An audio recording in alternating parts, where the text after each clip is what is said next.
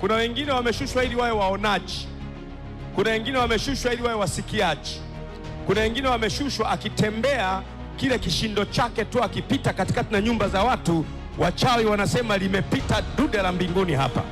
Kuna wengine wamepewa akili ya kubuni na kutengeneza kama nyumba kama hii, na kuna wengine wamepewa moyo wa siasa ili kwamba waziendeshe nchi kwenye mwelekeo anaopenda Mungu, na kuna wengine wamepewa mtazamo wa kiuchumi ili wazisaidie nchi kujenga uchumi.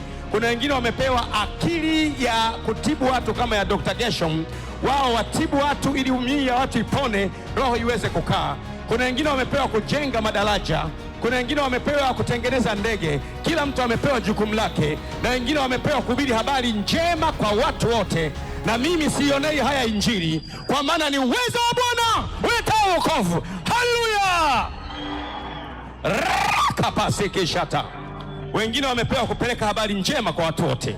Kwa hiyo tumegawana, division of labor ni mgawanyiko wa kazi.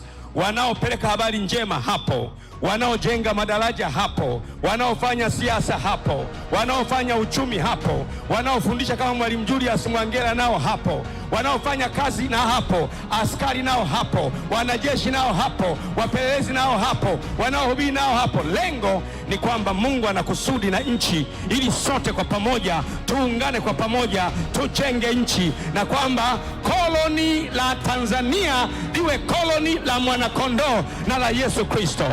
Anayependa maneno hayo piga kelele, sema haleluya. Rakapasikishatata.